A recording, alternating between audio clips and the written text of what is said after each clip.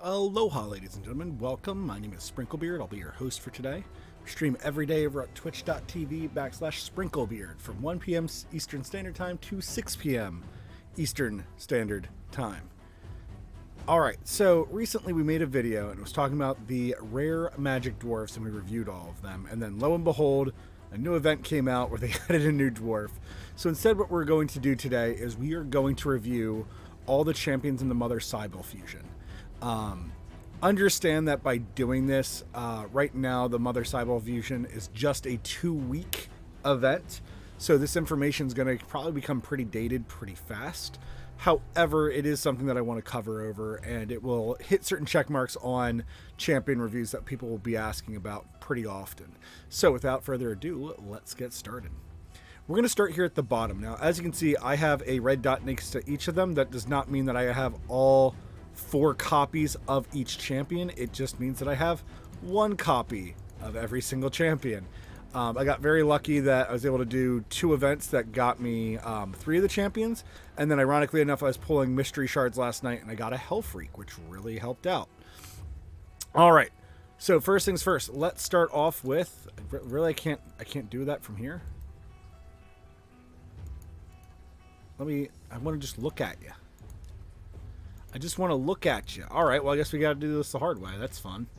Alright, first things first, let's do the dwarf. So, they recently added in Candleguard. Now, please understand that when I do these champion reviews, one of the biggest pieces of info is that these are just my opinions of the champion. These are stats that I have made up that helps me determine how much I like a champion or not, how much I think they are good, where I expect their stats to be, what I want to see, or it helps me understand me at a basic level, if the champion's squishy, if they're good offensively, if they're a nuker, if they're really great defense, things of that nature. So without further ado, let's get started. HP, I would like to see around 16,000. Right now we're at 15,000, so we're a little under where I want to be. It is an attack champion though, so I do expect the HP and the defense stats to be lower. Attack, I'd like to see at 1,200 or higher, so we're good there. Defense, I'd like to see around 1,000. That's fine. Again, it's a rare. It is low, though, so overall I'm going to say that she's a little on the squishy side. Speed is pretty slow, though, at 94, but she does get increased accuracy if you 6-star her.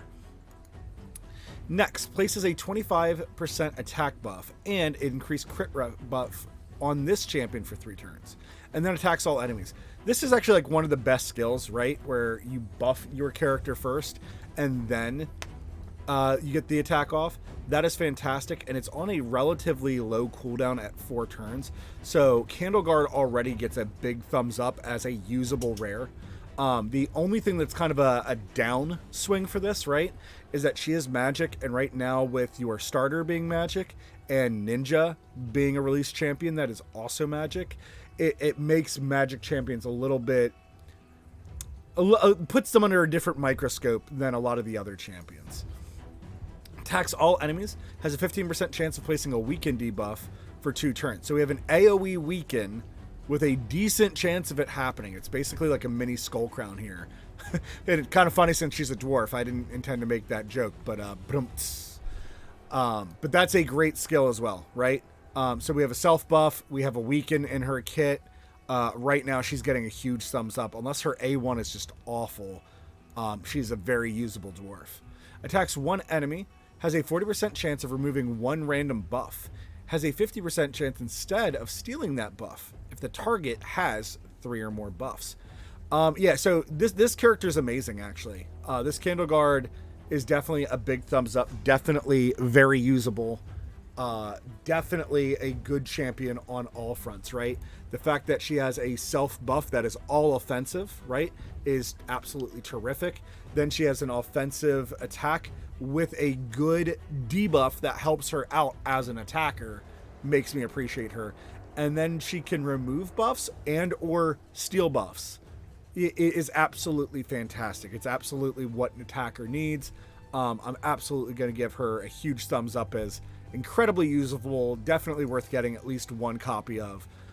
If you're a brand new account, I would even go so far as to say, like, you could get her and just use her. Don't worry about any of the fusion aspects of it. Next, we will jump down to Hellfreak. He seems easy enough to grab. I don't have the fusions memorized, so we're just going to go back and forth between each one. Hellfreak is one of the more interesting ones, and I'm intentionally clicking these off to get these little red bubbles to go away. But Hellfreak, he is a rare attacker, and then he is Spirit. HP, again, I'd like to see at 16,000. He's just below that, right in the same place as Candlestick, or Candleguard. Good attack at 13. I would like to see that at 12. I'd like to see the defense at 1,000, so he's got a very low defense. He's got a great speed, though. 107 means he will be very fast. And then no additional stats. His low defense is part of his kit, though. I will say that. When we look at his kit, he is meant to be squishy. And we're going to see why in a moment. First off, he has an aura that increases this ally speed in all battles by 10%. This is extremely useful because it's all battles, right? So you can use him in things like Clan Boss. You would never use him in Clan Boss.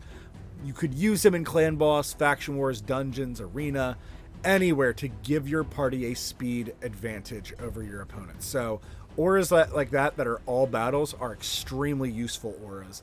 And then ironically enough, his is speed, which makes it even more valuable. All right, Worst Nightmare. Swaps HP with an enemy and then grants an extra turn. And what's even more crazy about this is that it goes from a 6-turn cooldown to a 4-turn. So you could wait for him to get low, or if you, attacked with him on the first turn or something, and then he gets slapped and near death, or if you put him in something where he can't be killed, like, some of the armor sets provide unkillable debuff, or not debuff, an unkillable buff. It would give him that one last turn to potentially swap HP and give somebody 1 HP. And then, with one extra turn, you can just A1. Attacks one enemy. Has a 50% chance of stealing all buffs from the target before attacking. This, again, is super amazing. It's not something super prevalent for at the beginning of the game. There are certain characters that can remove buffs. So I really like the fact that they have more characters, especially in this event, or this... I just looked this up the other day. We're going to say instance. This whole week is a single instance of a giant fusion instance. Because I've been calling it a fusion event, but there's actually events in the game. We don't want to say that. I guess I'll just call it fusion week. But this makes him very usable. That's the thing I want to stress. I will say the thing that kind of stinks is that where he would be really great is the magic keep, along with Candleguard. Candleguard has neutral affinity, whereas he has minus affinity. So you do have to be careful about that, but if you did build up his accuracy enough, you could steal buffs from the boss after she buffed up. And that would be a very, very useful thing to do on the boss. Finally, he has Vile Blades. Attacks one enemy 2 times. Each hit has a 20% chance, or eventually a 40% chance of decreasing defense by 60%, which is amazing. I like this skill. It is a little weird. They're putting it on almost every new champion on their A1. And I'm glad that they're putting it on more champions. I don't like seeing it on every single champion's A1. I would like to see more variety of A1s. There's so many buffs and debuffs in this game. I don't mind this one specifically because he has the life swap. So this one does make sense. Obviously, you can't swap lives with a boss. This would be more of a fun arena tactic, or clearing out certain waves, right? That he could go, switch life with them, and then, either steal a bunch of buffs from them or try to break their defense. Very, very useful skill. Very interesting way of self-healing as well. I like him. I think he's interesting. I'm very worried about how squishy he is with that low defense stat. You might just heavily invest in HP percentage instead. And then without being able to see how much damage he actually does with this A2, with this A1, I'd be very fearful to highly recommend going like a full offensive build with him, right? You need to make sure he survives long enough to do the life swap and pick people off. So I think once seeing him in practice, I might like him more. Right now, he would be a little bit of a gamble character to play with, and really... I think he'd be very difficult to play with in the early game, where you can't... All right, thank you for the follow, Manolia. but where I would be very worried about him being able to survive in the early game. So if you were like a brand new player, like let's say you have like 4-star and under equipment, not that 4-star is new equipment. I'm just pointing out there that you're not going to have all the stats in the right places. He's going to feel awkward, clunky, or just dying a lot before getting off his skill. A lot of things that you'll end up doing is by luck, right? By not having him properly speed tuned, but by him already having a high speed. If you have any other speed on him, he might take a hit and then he'll go in between people's turns, which would be great. But like when you get to higher level play, that's not something you can ever depend on. All right, so next on the list, we'll go around here in a circle. We have Lumberer. I love the ogres. I think they're doing a great job design-wise on the new ogres. I have to absolutely say. I'm looking at the epics right now. But, like, yes, his face looks a little on the derpy side. I'm okay with that. But, like, look at those weapons. Look at the design of them giving him these huge metal buckles to hold on to. All the chains and stuff on him. It looks like he has a platform dug into his back. That's, you know what? I didn't really contemplate that sooner than right now, but well, you could have an archer up there. maybe that's a later mechanic. Let's get to the review of him, shall we? So he's a force attacker. HP's in the moderate spot. It's right in the middle. I like that. Attack is in the middle spot as well. Defense is low, along with all of our other rares. Speed is in a terrible place. 89 means he's very slow. So he's earned his name Lumberer. He does have increased accuracy, though, when you 6-star him. So that is good. So, places a 50% crit damage buff on this champion for 2 turns and then attacks all enemies. That's actually really amazing, and that scales a lot better into the late game. So if you are planning on, like, if you really like him and you're planning to go, you know, very deep into the game and you're like, oh, this dude's awesome, having a crit damage steroid in your kit is much more late game oriented. At the beginning of the game, though, this won't feel amazing until you get that crit rate up closer to 100%. So using things like crit chance gloves is going to be like a near must. Or you'll have to go to, I think it's campaign 4 has all the crit chance gear. You could get him 3 sets of that, which would be 36%. Plus, if your gauntlets are 4-star crit chance gauntlets, if you were to plus 16 them, that would be another 40%. So there you would have 76% off of the set bonuses as well as the gloves. But it could be an easy way to get him to that crit chance very easy, right? If you didn't have better gear to give him. Attacks one enemy, has a 50% chance of placing a 60% decrease defense decrease for 2 turns. So again, we've been saying we're seeing this a lot. I'm okay with it. It's on an attack champion. He has a crit damage steroid, so with him, it's actually a bit more terrifying that he could attack here and then if he gets that defense down, you then have to really, really be fearful of that. The cooldowns as well, they're also down 1 turn. So even though you would open with this, when it came to a second rotation, you would have a good chance of this defense down going. I mean, it's 50%, but still, you'd have a chance of your defense down going, then giving him a crit damage buff before attacking. Attacks one enemy, has 30% chance of placing a soft attack break debuff for 2 turns.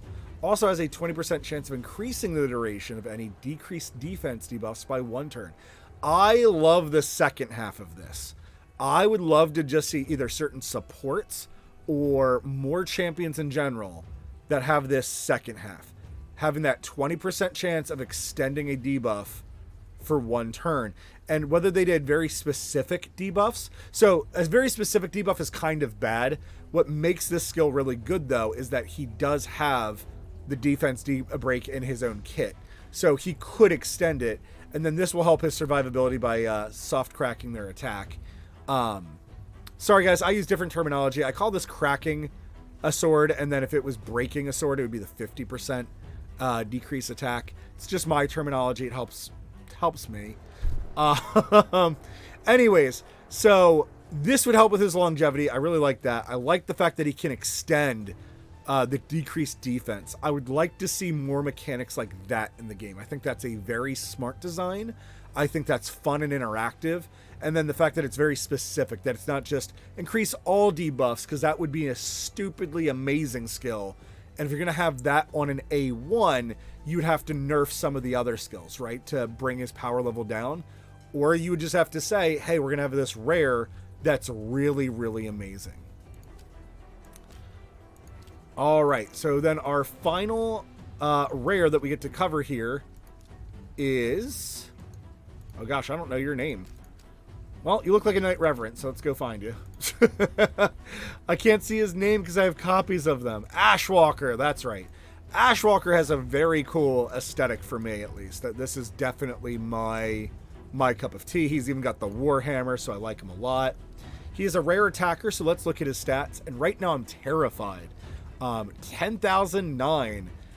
That might be the lowest HP I've seen. I'm going to have to look into that. I'm going to... Chat, remind me to look into who has the lowest HP stat in the game.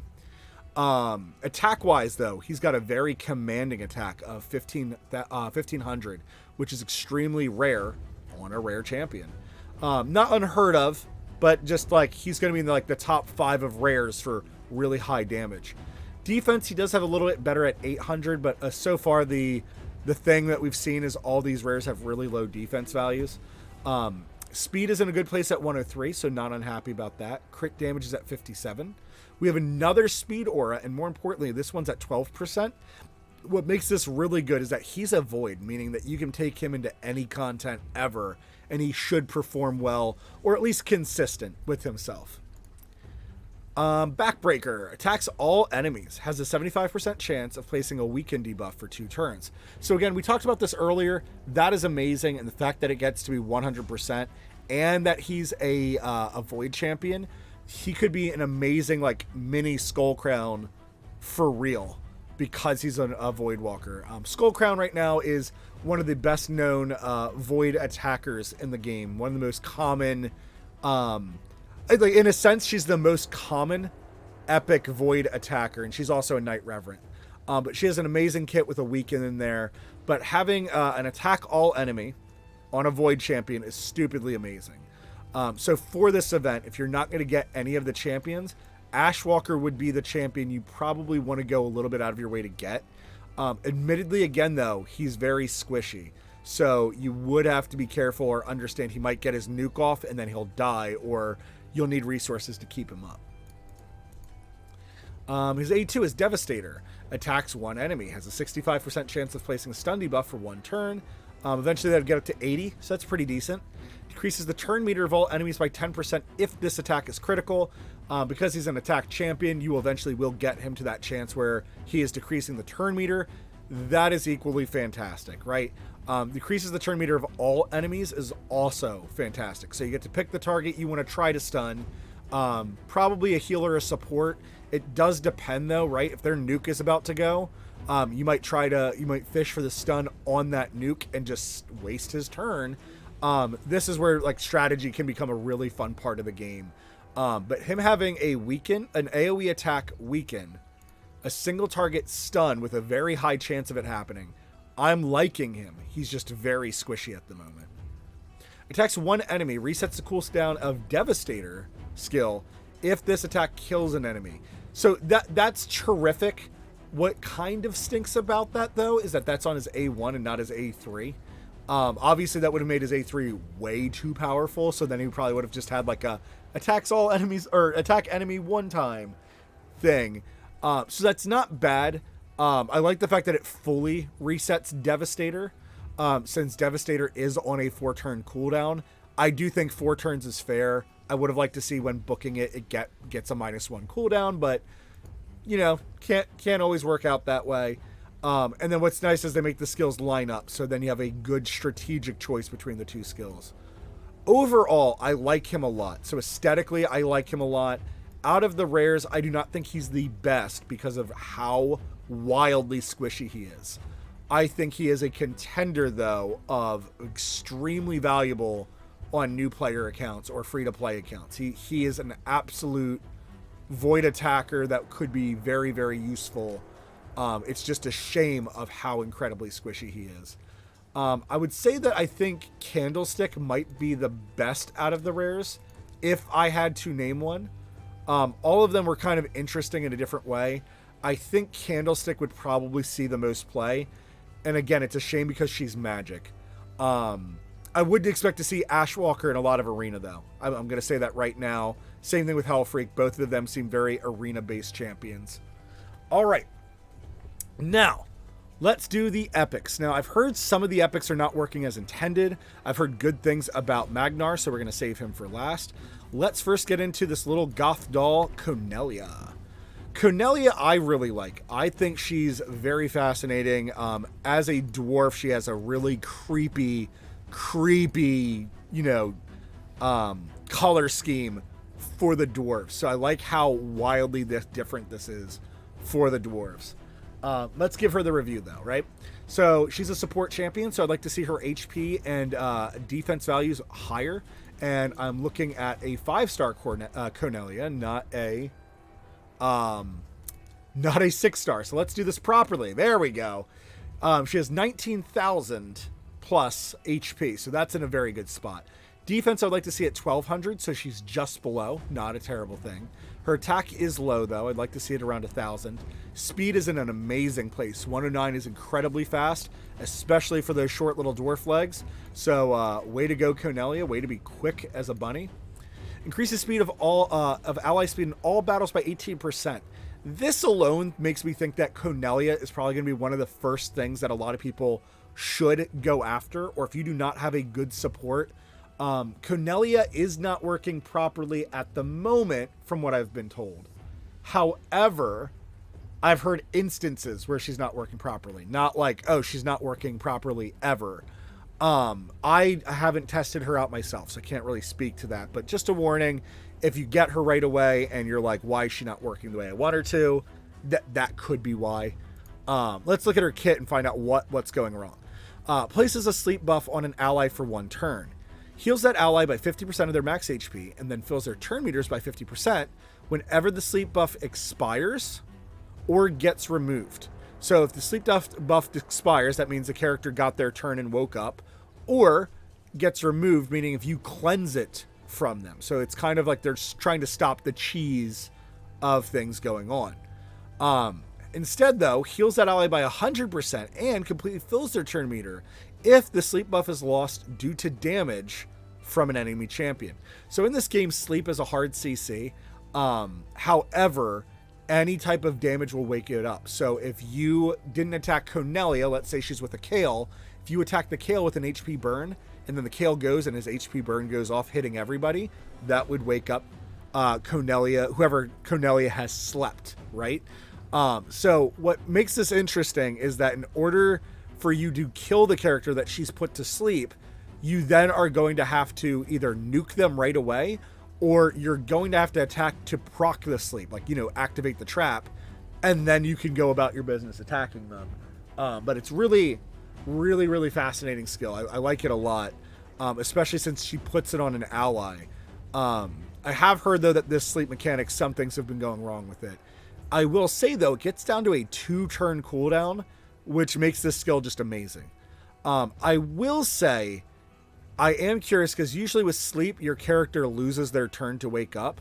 So there is a chance, though, that if you put a sleep on your own character, like let's say you put it on your Kale, expecting the enemy to attack him and wake him up, and then they never attack him and wake him up, you basically are putting your Kale to sleep, and that's not always great, right? But you do get the 50% turn meter boost after they wake up. Piece of the Deep has an 80% chance of placing sleep debuffs on all enemies for 1 turn. That is a very good skill of itself. You could set her up, even though she has a ridiculously high speed, if you got her to go right before the enemy team, you could put them all to sleep right before they all get their turns. Or on your second rotation of things, right? That is where you could put them all to sleep. If you were starting off in like something like the arena, you wouldn't want to put everybody to sleep, because if your AoE nuke went behind them, or she would be good on like an assassin team, right? Characters that all attack one person, or characters with really strong single target attacks. Whenever an enemy loses sleep, debuff placed by this skill has a 50% chance of replacing it with a fear debuff for 1 turn instead. So you could sleep everybody, then attack, and then have a chance of replacing all those sleeps with fears. I don't know how I feel about that. It's a really good backup, and the chance does get higher. It's just kind of weird, though, because you're breaking a hard CC for a different type of hard CC that, you know, has a chance of working. So even though if you fear them, so fear in this game is like Pokemon's confusion. Now in Pokemon, they would hurt themselves, but in this game it is, you have a 50% chance of taking your action, or you have a 50% chance of being feared and just missing your turn. So basically it's like you have a chance to go, or you have a chance to, you know, be asleep for that turn. So it's, I'm sorry, Sunday. It's not a bad skill. It's really good. I hope that 75% chance procs often. I'm really sad that it doesn't get up to 100% chance with booking. Attack, or her A1. Attacks one enemy, has a 40% chance of increasing the cooldown of one of the target's skills by 2 turns at random. So if you had Cornelia and you went up in A1 another Cornelia, what this says is you have a 40% chance, or eventually a 50% chance, of causing either her A2 or her A3 to go on a 2-turn cooldown. Skills like this are really good. I like these on A1s. It's very frustrating when it hits you. You kind of don't notice it a whole lot when you do it to an enemy. Obviously, it depends on the enemy and when they're hit, blah, blah, blah. There's times it can be your absolute saving grace. Not all the time, though. Overall, though, I like her a lot. I think she's really fascinating. I think she's a really good epic support. I just hope that they fix her soon so that she can really shine. Next, we're going to be looking at Jurojin. So he's in the Shadowkin. He is a Spirit HP champion. So HP is at a very good commanding 20,000. That is very high for an epic. Certain legendaries get around like 22 or higher. 22,000 or higher HP. So like what would be considered really good HP? I would say 22,000. So the fact that he's nearly at 21 puts him in a very good place. Attack is a little low. You know, I'd like to see that around 1,000. Defense, I'd like to see at 1,000. And again, that's because he's an HP champion. So he's above, like, I would like it at 1,200. Some, you know, anywhere in there is great. 1,200 would be best, though. So slightly low, then we'll say. Speed is slightly slow. That's fine. But he does have crit damage in his kit. He does have an HP in all battles passive. This isn't great, but if you got him early game, right? If you're a brand new player and this is one of the epics that you forged, that is going to be very meaningful. It's 10% more than your starters, so that's good. Here he is, the passive, Smiles at Death. Will receive 25% less damage from enemy attacks when this champion's HP drops below 50. What's really good about this being a passive and not a buff, right? The fact that you could just say, well, he gets strengthened when below 50% HP. What's really good about this is strengthen can be removed. This cannot be removed. So it's just a passive that activates when he gets lower on health. And obviously that's really good on an HP champion because he has a lot more HP to, like, you know, when you get down to that 50%, 10,000, you'll still have an extra 10,000, or obviously as you build him, he'll have a lot more. Attacks one enemy, will ignore 25% of the target's defense. Will also ignore unkillable and block damage. This is by far one of my favorite skills in the entire game. I love this skill. I might fuse him first just because of this skill. That's how much I like it. But ignoring unkillable and block damage is amazing. It is a shame that he doesn't ignore shields instead of ignoring 25% of the target's defense. Overall, though, I think he's going to hit very well. Places a shield buff on this champion. Hey, dude, do you mind? Can you stop that? Thank you. Places a shield buff on this champion for 2 turns, equal to 25% of the maximum HP. And then attacks one enemy. Places a provoke debuff on them for 1 turn. This skill is super amazing, right? You go over and you try to provoke somebody and block the damage yourself. I love it. Very good skill for him. If the target's max HP is equal to or lower than this champion's, the provoke buff cannot be resisted. So obviously, if you just stack tons of HP on him, he's going to feel unkillable. And then even better is that you can have a guaranteed provoke as well. Again, this is a 100% chance to provoke, so make sure you have some accuracy on him. But yeah, absolutely love this skill. He's going to be very frustrating for certain players and feeling like they can never resist his provoke.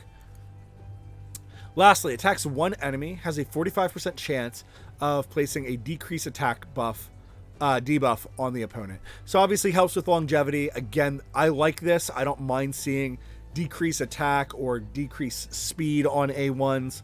Right now, the game just seems to be like really flooding in tons of defense downs on A1s. So I'm happy to see something different. I also like this because it makes more sense with an HP champion. Helps them live longer. So I do like it for that reason. Alrighty. Two very amazing champions back to back. So now let's look at Tolf the Maimed.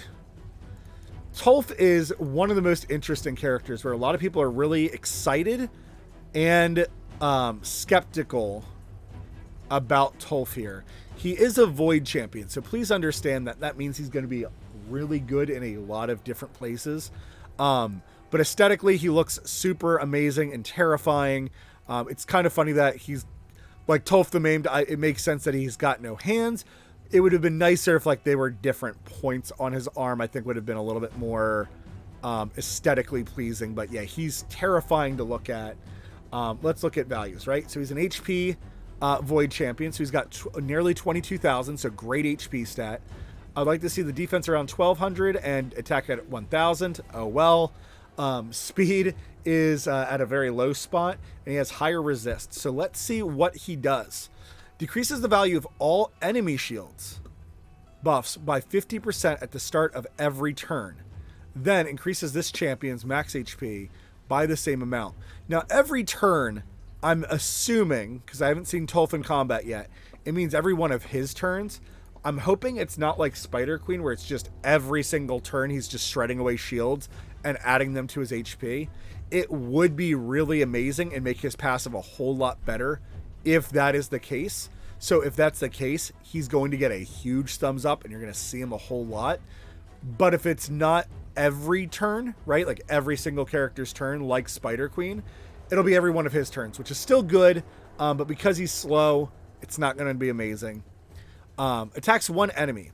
When not attacking bosses, inflicts pure damage and decreases the target's HP to 50%. Now, I had asked on one of the forums if that actually means, you know, he just slaps them one time, their HP goes down to halfway, or if it's saying, well, I'll have to see it in practice.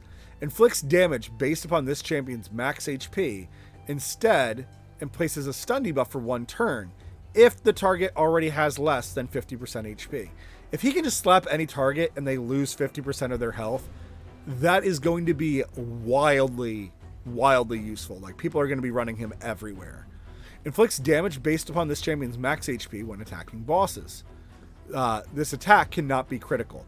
So what's kind of funny is in his kit, you'll see that his attacks can't be critical. So instead of worrying about crit rate, and I don't know how crit damage will work on him either, you might just be heavily, heavily investing in HP, defense, and speed on his kit. Obviously, accuracy would be good as well.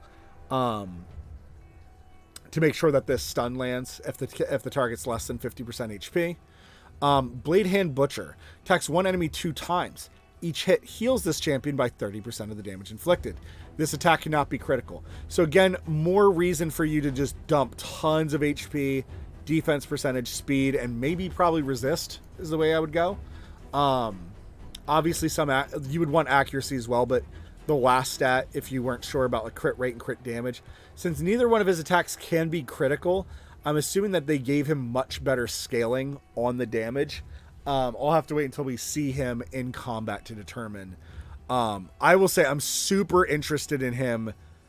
All the epics I'm super interested in.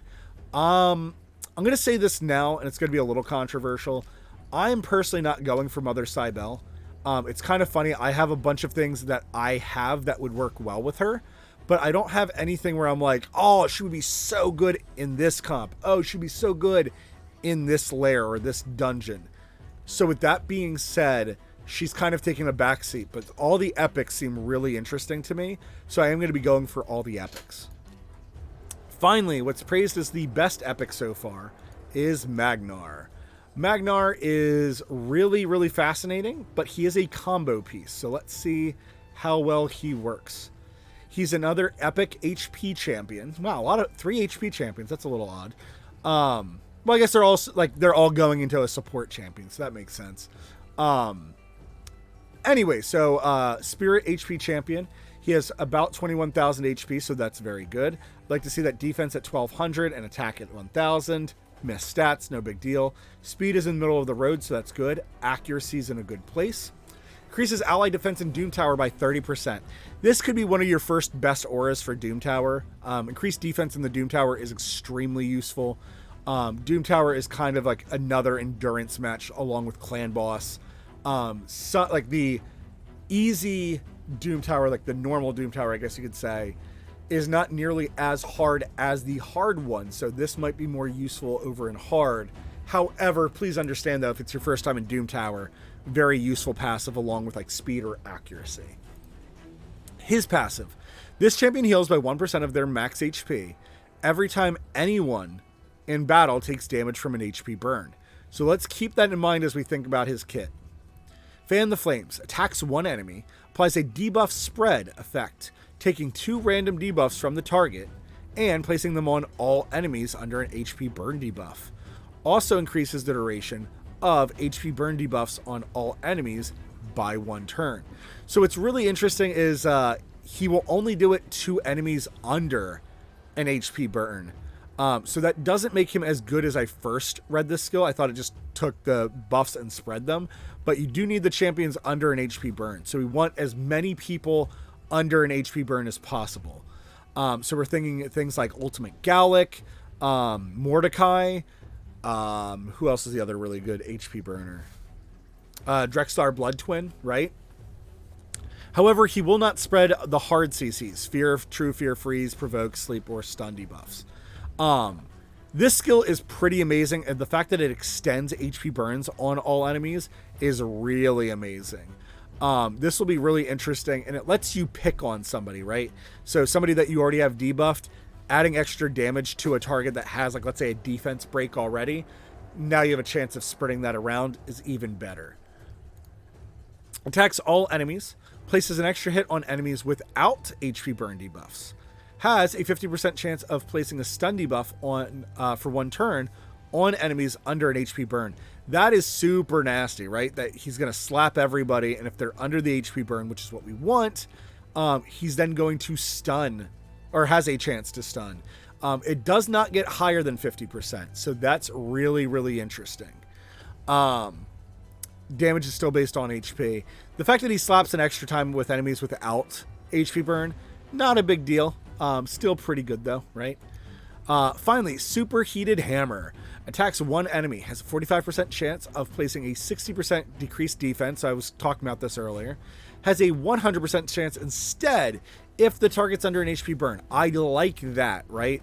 I like that it's a decent chance of happening.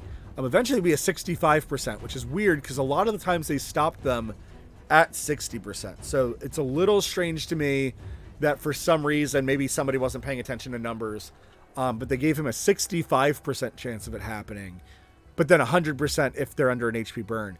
I would have liked if his A2 was placed an extra hit on enemies with an HP burn, because he would be all about the HP burn mechanic. Otherwise, this is just, places an extra hit on all enemies. Overall, very good kit, very interesting, but he is a combo piece, right? You need some HP burns to help him out. I think we're going to be seeing him and Tolf the most out of everybody, especially until our little dwarf friend gets fixed. All right, the last person in the list to review today is not in there, but instead is in the Knight reference, and it's Mother Cybele. So let's give her a review and then end this video. She's a legendary support for the Knight reference. Her HP is at a good place of nearly 19,000. Her defense is in a great place of 1,300 over that 1,200 that I would like to see. Attack is just shy of 1,000. Speed, though, is a very amazing 115. That's terrifying how fast she's going to be moving. And then she gets an extra 10 resist from a 6-star ascending. Increases ally speed in all battles by 24%. What makes that super amazing is that a lot of champions would only do that like in the arena, in one area. So the fact that this is in all battles is absolutely terrifying. You're probably going to be seeing her as a speed lead up there with like Arbiter and other things like that. Gravewalker passive. Fully heals the ally with the lowest HP whenever this champion is killed. So she has a martyr effect, right? That she's going to fully heal somebody whenever she dies. That can be super amazing. But also heals all allies with 20% of their max HP and fills their turn meter by 15% whenever this champion is revived. What's really interesting about this is that it really is going to be interesting to see how people build her, because normally your supports, you would build them in a way where they have tons of HP and tons of defense. But the fact that with her passive, you kind of want her to die so that you can resurrect her again, it's gonna be very interesting to see how people build her.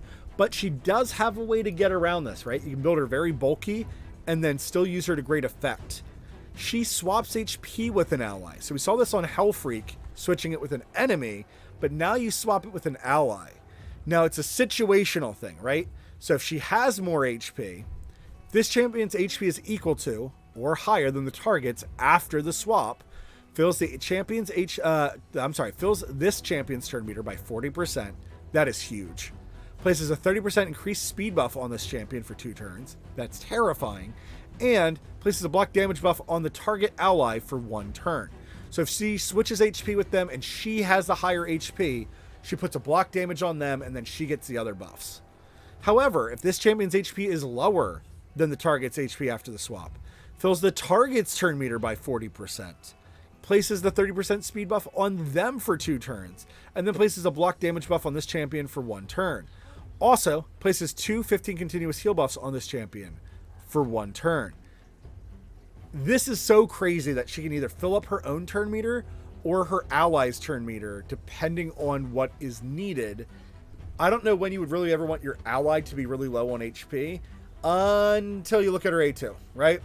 Places a revive on death debuff, or a revive on death buff, and a 60% defense buff on all allies for 2 turns. So if you have your Mother Cybele who's really low, but you don't want her to die for some XYZ reason, but you want an ally to die, right? Maybe they have something like Mortu Macabre. When he dies, he places bombs on... Wait, is it Mortu or is it Soul Drinker? I think it's Soul Drinker, that when he dies, he places bombs on other people's heads. That could be a reason that you want to swap HP and give somebody that lower HP. But if she gets the lower HP, she puts the block damage on herself and continuous heals on herself. So then she would heal them effectively, increase their speed, increase their turn meter. Just absolutely terrifying. Revive on death and increased defense by 60% is super amazing. I think this is going to be most commonly seen in the Doom Tower. I will say, though, that you can get that down from 6 turns to 3 turns when fully booked. And then with Masteries, you would have a chance for an extra turn on those 2 things. So you could almost perpetually have those going. Would be super amazing, right? Would be absolutely super amazing.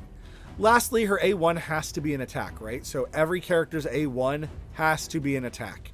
Attacks all enemies, has a 25% chance of decreasing their speed for 2 turns. Also fills this champion's turn meter by 15%. I think this makes her one of the most terrifying supports. She has a ridiculously high speed. She's constantly filling her turn meter or huge turn meter boosts to other people. She has a self-reviving mechanic, which helps activate her passive, which will increase the turn meter of all allies by 15%. I will say I'm very curious to see how people will build her and what her meta will become. If people will leave her squishy and build her as an off nuker, right? And with really low HP and defense, and just leaving it at the base values, which are still very respectable. Or if people will build her like a true support, make her super tanky, and it's just one of those things. If you manage to kill her, right? If you manage to deal with that, she's going to do shenanigans the whole fight. She seems like she's going to be very frustrating to fight against. I am very curious how the AI will handle this skill. I'm very worried about this. This seems much more like a manual skill than not. But the fact that she can, she has a lot of turn meter boosting in her kit and a single increased speed, and then decreases speed of the opponents. She's going to be difficult. She's going to be frustrating to deal with. I think she's going to be more terrifying. I see a lot of people saying they're going to skip out on her. I think she would be plenty good with a double reviver, right? So if you have Gorgorob or Blind Seer, something like that, somebody else who can revive her in case her revival on death gets removed, but her revival on death is going to be extremely valuable in a lot of situations. It's going to make focusing some one person down very difficult. It's going to make things like Seer and Madame Saris be a lot more prevalent. Or for people that do not get Mother Cybele, this is where your Candlestick, Candleguard will be a lot more interesting as well. Or characters that steal buffs. So I really, really like her for this concept of she, like, the fusion materials for her also kind of counter her in a sense. Like Hellfreak swapping HP with her could really mess up what she's trying to do and would get through a block damage. I hope you guys like the review. It's a lot of fun to do these. It's a lot of fun to talk about these champions. It hits off certain check boxes, lets you know what we're thinking over on my channel and what we're teaching. If you guys like the content, please feel free to just subscribe down below. If you like the content enough to come follow us over on twitch.tv/SprinkleBeard. Again, we stream every day from 1 p.m. to 6 p.m. Eastern Standard Time. Thank you very much for watching. Until that next time, ta-ta.